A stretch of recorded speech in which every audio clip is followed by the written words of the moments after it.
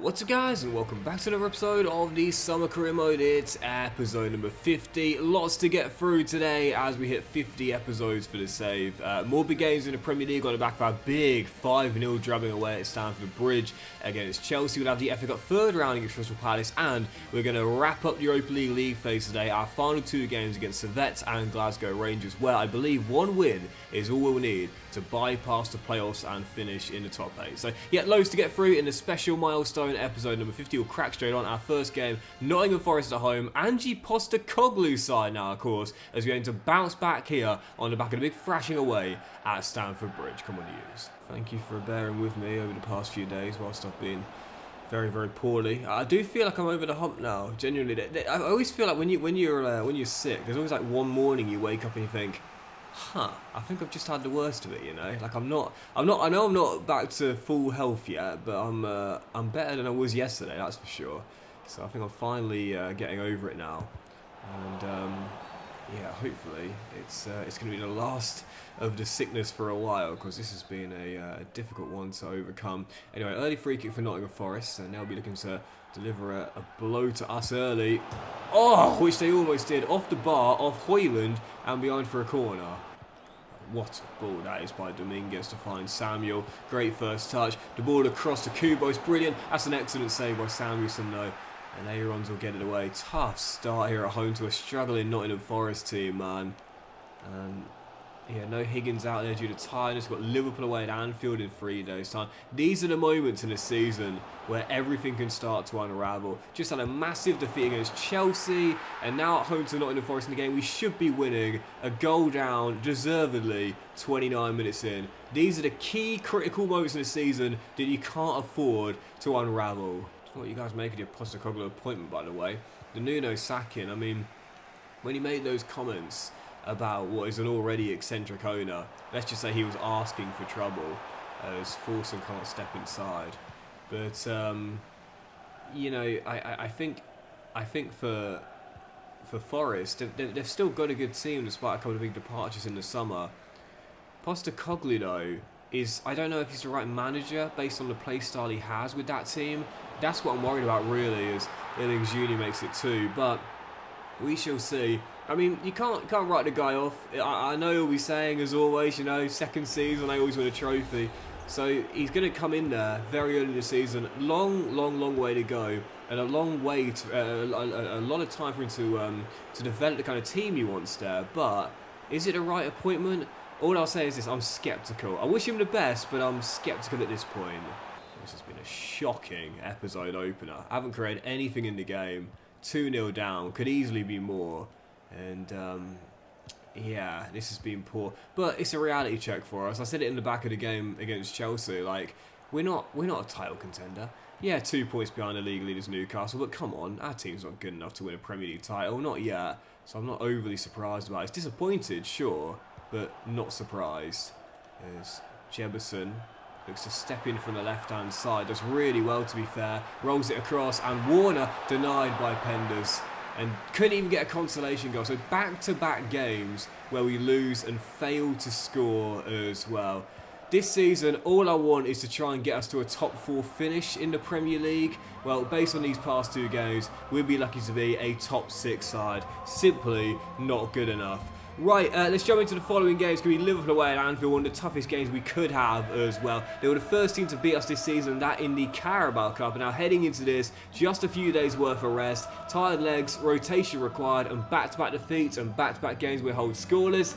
I don't see anything changing in this one. I think we're set for our 3rd defeat on the trot. Following game, one of the toughest it could be, Liverpool away at Anfield.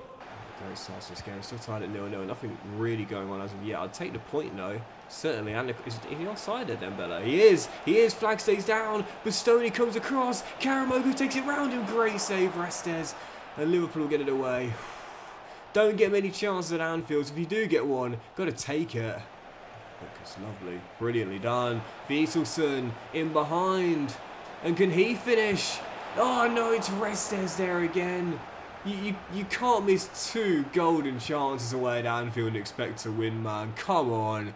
This is one of the toughest grounds to go to in the country. And I've spurned 2 golden opportunities. if Higgins has either of them, I'm sure he converts them, but Dembele and Vitelson, not my most consistent goal scorers to say the very least. And Boniface finishes. That is why you have to take your chances. One chance for Liverpool, one shot, one goal. We've had two and scored neither. You can't miss the chances here. I'm already starting to think top four just isn't going to happen, and so I might just forego the league games this season and just put all my eggs in the Europa League and the FA Cup. As Boniface is through for two. And it sounds defeatist, don't get me wrong, but sometimes you just have to look at the simple strategy that is the best for you and say, you know what, it might not be great, but it's the best shot we've got at silverware, you know. And it sounds negative. We're only 19 games in at the official halfway stage, but at times you have to accept your current reality. Can we finish top four against the teams like this? I don't think so. Yep, it is all falling apart for Oxford United. Heading into the following game, I can't see it getting any better here. Next up, Manchester City, Etihad Stadium. We just need to get to the cup game in the following one, man, because at the moment the league form is catastrophic, and I'll do anything just to take a point here and finally get a goal as well after none in our last three. Massive game to follow on from where I'm just hoping we don't get thrashed once again and we can at least score. Next up, Man City away. Takes Nunez, slides it down the line. As it's dinked in, Haaland. Oh, what a touch that is to beat his compatriot Højlund, and that's a great ball out wide by Dennis, and the cross into the middle, and it's Haaland, and it's one. Sorry, not compatriot. Højlund's a Dane, Haaland's a Norwegian, and did you see him get the 5 goals in the week? My goodness, in the qualifiers. Well, it's one tonight, and it may well be 1 of 5 based on our defence. That's very likely. It's all going wrong today. This is the big episode 50 that I was so excited for, and it's all going wrong. Kuzanov shattered as McAtee is denied by Samuelson and gets it away. We need a break, man. We need a 2-week break. It's one of the reasons why I said before, I think, oh, hang on, wait. Oh, come on. Higgins, surely. Oh, my God. The stamina, I think, to me, goes down far too quickly. These are top-level footballers that can't recover after, like, 4 days' worth of rest, and they're already gassed at the break. Kuzanov and Higgins, in particular, couldn't have even started this game, really. Come on. That's a ball, that's a ball. Haaland with a chip, and Kuzanov gets it off the line to keep it at 1-0 for now. To be fair, you know, we are still well and truly in this game here. It's a shame. Hang on, look at the space out wide for Simon. Brilliantly done. Higgins, surely. Come on! Missed a sitter in the first, but he rarely misses twice. But that's all about the ball out wide to David Simon. It was perfectly weighted to our Haitian winger, controlled it expertly on the chest. Great cutback, 1-1. Hey, here we go. Fantastic goal there. Excellent ball out wide, and the control by David was sublime there to get himself through. But, right, let's just calm ourselves down here, because, okay, here we go. I think we should win this. Not just draw it, but win this. We're in a better team out there.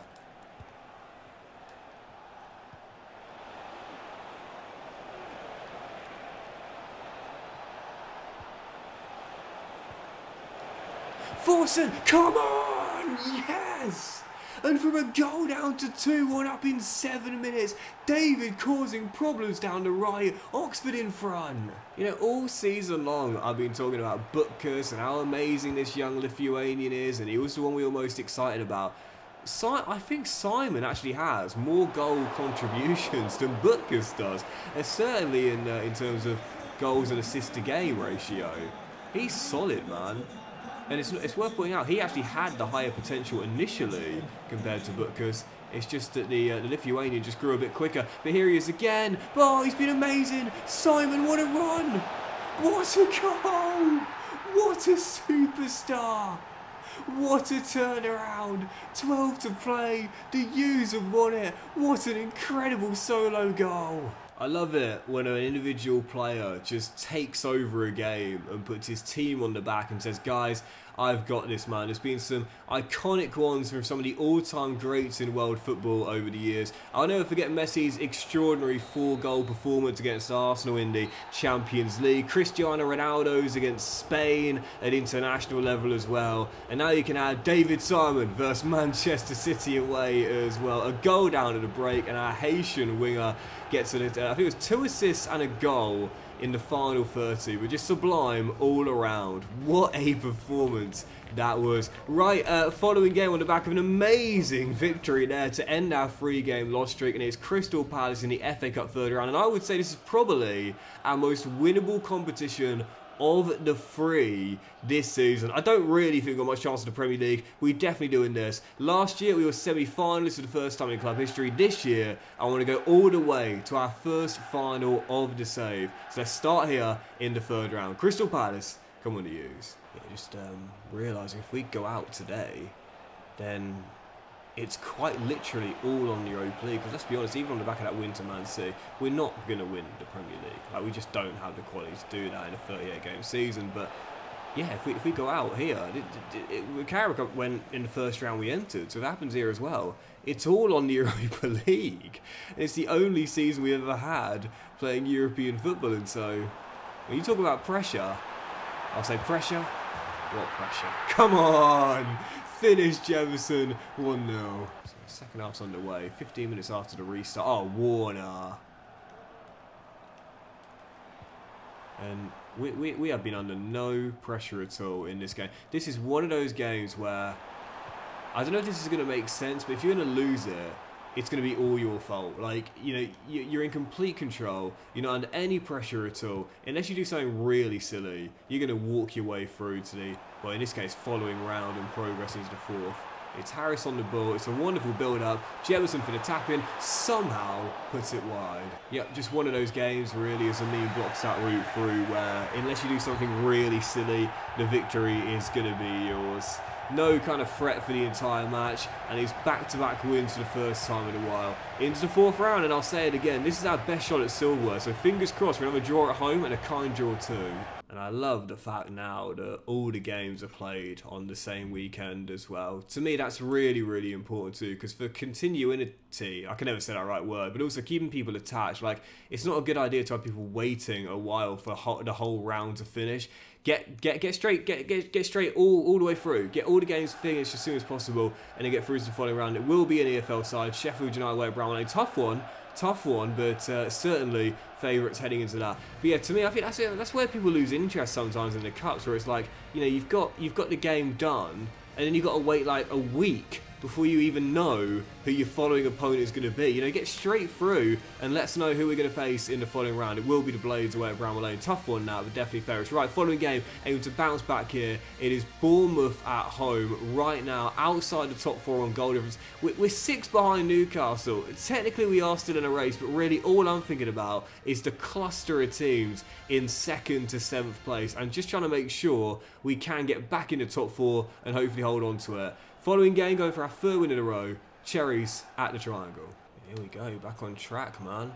That was me being all defeated at the start of the episode. Oh, I can't do it, it's too hard. And now, here we go. The U's starting to get some confidence back. This man is never short of confidence, I tell you. Rolls through Duomo, and it's an early goal for Oxford United. Oh, I can't do it, it's too difficult. No, we can do it, Doxy boy. You've got to believe in yourself more. You've got a superstar in Higgins. You've got a great young team around him. We can be a top 4 team and win something this year. That's the goal. We can do it. Got low, we'll have that, thank you. And I love the fact I can play this guy at centre-half, man. Seriously, he really is just that versatile. And you might have seen pre-game in the lineup. I think it's a -7 for his attributes, but it doesn't feel like that, man. He's so good everywhere. Love him. Players like this that can literally fit in any position, I'm telling you, they are probably my favourite you could have, man. Seriously. He's like a daily blind. And what a ball that is to find Patayari for his first of the season to wrap it up. Half an hour to go. The U's are back in form. 3 straight losses, followed on by 3 straight wins. Oh, we're back, baby. What a ball that was. God, I love versatile players. Literally can just do anything you ask them to do. You know, the greatest versatile player of all time, that is a brilliant question. I don't know who I'd choose. I mean, you got to look at De Stefano. As Forster makes it through, he's probably the greatest. Gullit, Lahm, obviously. You know, one player I think always kind of gets forgotten about a little bit in these conversations will be Yaya Toure.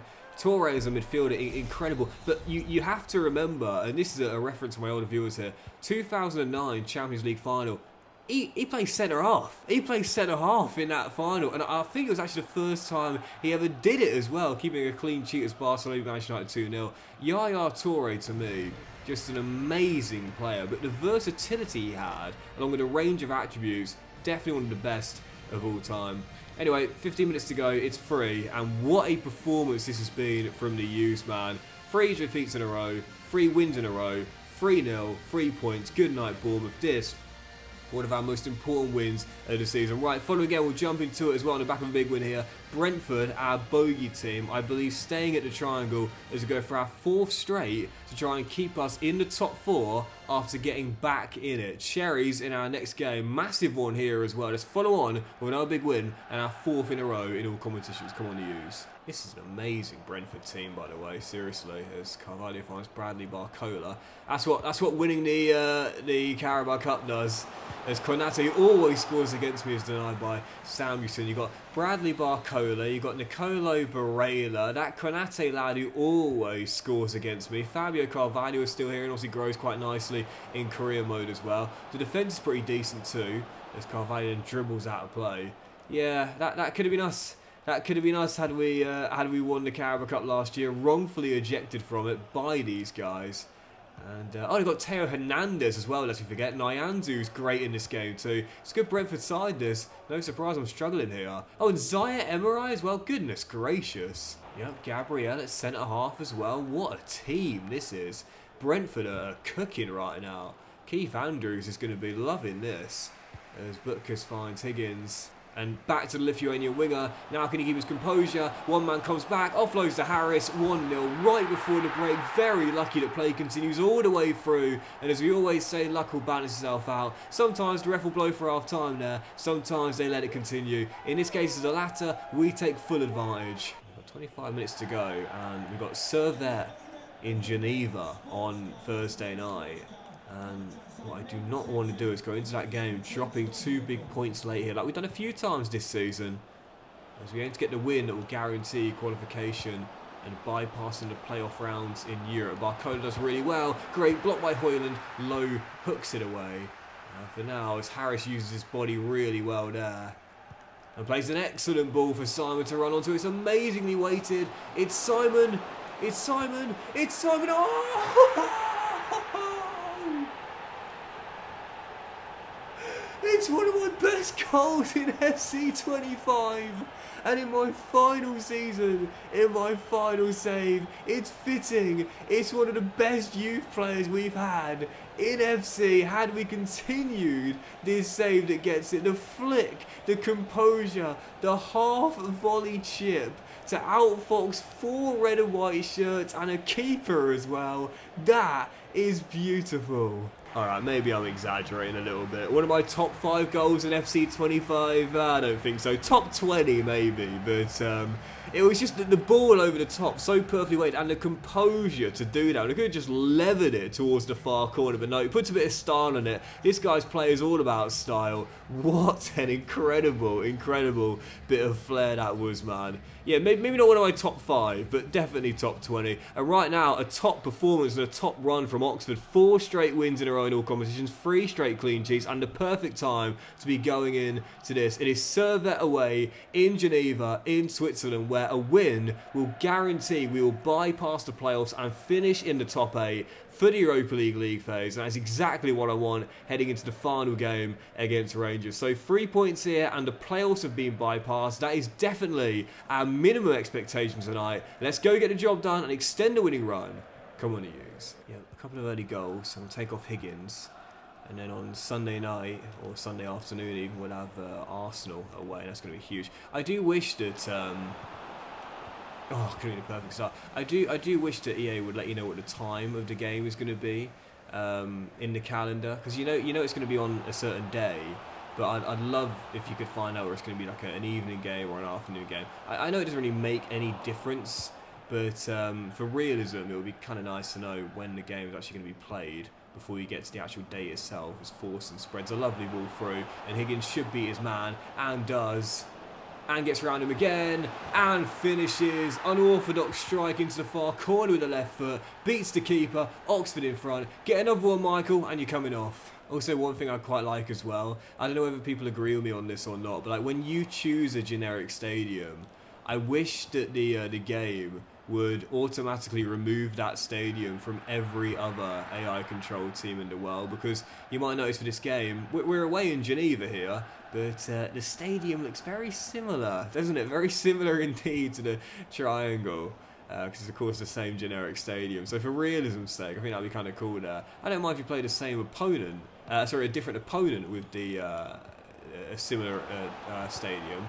But when it's your stadium, I wish it could just be unique to you. Oh, Michael, I've got your jacket here, mate. Get yourself down the tunnel. If you want, you can fly straight back to England, because yeah, your job is done tonight. The 2 goals earlier we were hoping for, both absolutely sweet. Well, that's exactly what we were hoping for tonight. A couple of quick early goals from the boy Wanda and a comfortable 2-0 win for our 5th victory in a row in all competitions and 4 straight clean sheets as well. Safe to say Oxford United has certainly picked up the slack after a disappointing 3 losses on the trot. And it means now going to match day 8 against Rangers at home, we've already locked up the top 8 place, so we can rest all of our players ahead of our visit from the Glasgow Bay side. Right, following game, I'll do, I think, 3 more games today, because the Rangers game is quite meaningless. I'll add 2 more games in, and we'll start with this, and this is definitely not meaningless. This is absolutely huge. Following contest, away from home, at the Emirates, as we take on Arsenal right now, 3 clear of them in 2nd place, and once again, the closest threat to the front runners, Newcastle United. So massive game to follow on to next, as we aim to make it 6 wins in a row in all competitions, and a huge 3 points here against the Gunners away in North London. Next up, one of the biggest games remaining, Arsenal away at the Emirates. Crazy to think there's only a week to go before the new FC comes out, as well as Dior blocks that shot and Arsenal pick it back up. They do get themselves in front after recycling possession, and David Fratesi opens the scoring. But yeah, I've got a record of saying, and I stand by this too, with 7 days to go into the new FC. It's been the worst FC I've ever played, and I've played and owned every copy since 1999. But it is nice to know that whilst it has been a terrible, terrible game, in my opinion, and I know a lot of other people share that opinion too, there have been some fun saves in this game as well. This has been a great save to end on. As challenging as it's been, my first time doing a project like this, it's been really fun. Add that to the Mönchengladbach save I did, which is really fun, and also my Plymouth Argyle RTG. Yeah, it's been a tough game for me to enjoy this year, but it's still had a few good saves in it too. My brother was asking me a couple of days ago whether he should buy FC26, and I said, well, honestly, like, if it's anything like this game, the answer is no. You know, and I am always very, very honest, as Samuelson has beaten an Arsenal take a quick fire double lead 30 minutes in. I'm always very honest. I say this all the time. I will praise EA when they deserve praise, when they've made some good changes and done some good things, but I'll also be fair and criticise them when they deserve it as well. I'm not going to be one of those YouTubers, social media guys who's like always gassing up the company or the game he's playing. I'm going to be fair. I'm going to be totally fair about it and be completely honest, whether it's good or bad, in my opinion. If the next game that comes out in a week's time is anything like this, oh dear, let's just say this, it's going to be another 12 months of difficult gameplay to enjoy. But if they've worked on a lot of the things that have been bad about this year's game, which I hope they have, then hopefully we'll see a marked improvement on this year. And what has been a marked improvement is Arsenal's offensive display in this game. After keeping 4 straight clean sheets, we've conceded 3 in 39 minutes. The U's have been humbled in this first half. I've been all over the place. Yet the one thing you'll never get from me is recommendations to buy a game if I don't think it's very good. I'm not going to encourage you buy a game if it's trash. It costs a fortune to buy a new video game now. It's like I think the standard edition for this year was like 70 quid or something. That's mental. I'm not going to tell you to spend £70 your hard-earned money on a game which is trash, which in my opinion has been this year's FC. It's been an awful game with Sandro Tonali makes it for us. Speaking of awful games, Doxy boy, well, your game today has been terrible, mate. 4-0 down, 67 minutes in. But yeah, it's the one thing that I'll never do. I'll never encourage you to buy a game if it's trash just for the sake of it. No, I'll be very honest about it. And that's why I've never recommended anyone buy FC25 this year. I've had people say, oh, should I wait till Christmas? Should I pick it up after it comes down in price? And I've said every single time to everyone who's DM'd me or whatever, I wouldn't recommend it. Unless you absolutely love career mode and you're going to enjoy it regardless, I wouldn't do it. It's not worth the money, in my opinion. Each time this season we have edged closer to top spot against Newcastle United, we have then got absolutely thrashed directly afterwards. First, it was against Chelsea at Stamford Bridge, and the scoreline was 5-0. We had a chance to go top with a win. And heading into this game, we had a chance to cut the gap to 1 in pole position. And I thought, well, we can't lose 5-0 again, can we?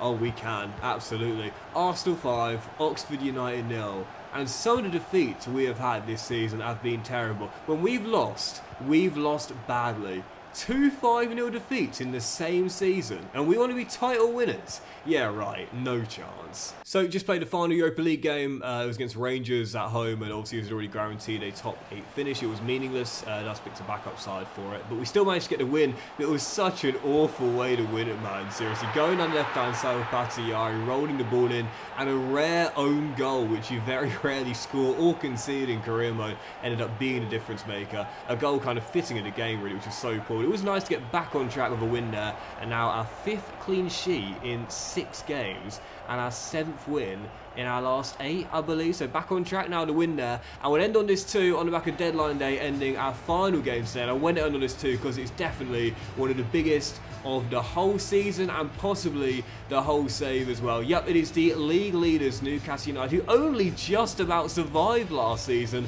on the final day. What a turnaround from Eddie Howe, not for the first time since he arrived at St James's Park, as they are right now top of the tree, 6 clear of Liverpool and 7 clear of us in 4th place. If they get a win here and get a double-digit lead with 14 games to go, I think that's going to do it. Any chance of us being in a title race is definitely nothing other than a pipe dream. But if we could pull off a massive win away here in the North East, cut the gap to 4, then maybe, just maybe, with 14 games to go and back in form, we could mount a late fight for a title charge this season. So our final game today, one of the biggest of the save, Newcastle away, as we take on the front runners and the favourites for the Premier League title. Come on, the U's. There's a very strong possibility that if Newcastle win this title, Alexander Isak wins the Player of the Season with the Golden Boot and delivers Newcastle United their first ever Premier League. I just like, is that something that could have happened in real life? I'm just wondering, like, with what's happened over these past few weeks, can you imagine if Isak would have been able to do that? I'm not saying it would have happened had he decided to stay, but can you imagine? Oh, as Luke Harris really should have hit the opener if he did that. I mean, at that point, he goes down as the greatest Newcastle player of all time, surely, despite all the legends they've had over the years at that famous old club. Imagine if Isak was able to do that with this Magpies team that have, of course, been doing brilliantly since Eddie Howe took over. Imagine the legacy that he would leave at that grand old club. Goodness, worth thinking about. It could happen in this save. Imagine that, like, seriously, like, what that would mean, you know, in terms of, like, all-time great. Oh, ball, and he ain't gonna miss twice. Oh, he is, Harris! Luke! Come on, son, the first maybe slightly off balance, but how did I not score that, seriously? Well, if Isak had either of those chances, Newcastle would be 2 goals up right now. I can't believe I just missed that. There is no way we win the Premier League title if we lose today.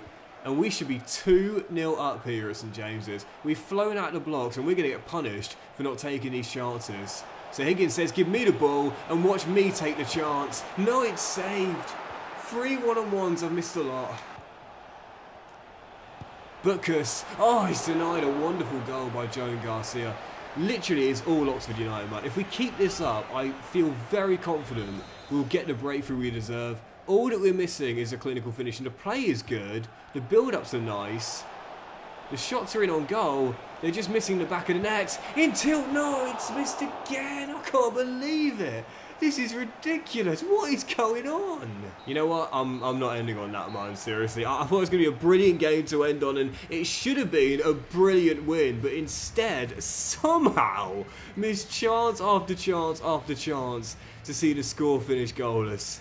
And that is why we'll miss the chance to win the Premier League as well. That should have been gap cut to 4. I don't know how I didn't win that game. But let's make sure we win the final one today. We'll definitely end this no matter what. It is Sheffield United away at Bramwell Lane in the FA Cup 4th round with a chance to reach the last 16 for the 3rd or 4th year in a row as we face the second tier side. I'm not ending on a goalless draw like that. Come on, let's win this game and end on a big victory here. Come on, I can't believe we didn't win that. Funny thing is, pre-game, I would have been elated with a 0-0, you know? But it's based on how the game went that goalless draw looks like a massive missed opportunity now.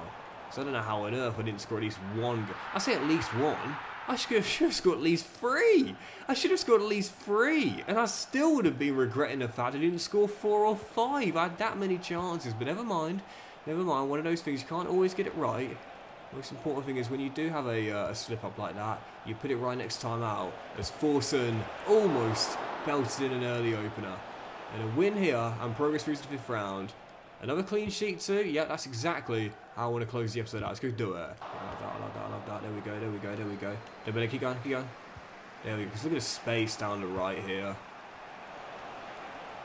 With the pace he's got, oh, what a ball. With the pace he's got, he's 9 times out of 10 going to be in behind the back line. And all you've got to do is get the timing of the ball right, and he's going to be through for a simple 1-on-1. I think these last 2 games have just proved the importance of being clinical at this level. Against Newcastle, we had like 6 or 7 chances and didn't score a single one of them. Tonight, only one proper one, but took it, converted it, and because of that, we win the game. You can have all the chances in the world. If you don't score them, it means absolutely nothing. So we'll end on seeing who we've got in the last 16 and close the episode out there. And also want to say a big thank you for watching today's episode, guys, as well. If you've enjoyed it, then please do drop a like. Our final milestone episode, if you will, of a save in FC 25. And like I said earlier during the Arsenal game, it's been a very difficult FC for me to enjoy, but it's been a great save. I've really enjoyed making it. Your support's been great as well. And I want to say thank you for all support throughout the save so far and in the special episode number 50 as well, where we'll close out by seeing in the last 16, we'll be taking on Spurs at home. Very tough tie there against Thomas Frank's side. So have a great day, guys. Much love to you all, and I'll see you for next episode very soon. We'll have the FA Cup last 16 at home to Tottenham Hotspur. We'll have the Europa League draw and tie of the last 16 against whoever it will be, and more games in the Premier League are on the back of that disappointing missed opportunity against Newcastle. We're still in a title race with 14 games to go. We need a hell of a great run in order to catch the Magpies. Have a brilliant day. Much love, and I'll see you for the next episode of the Summer Career Mode very soon.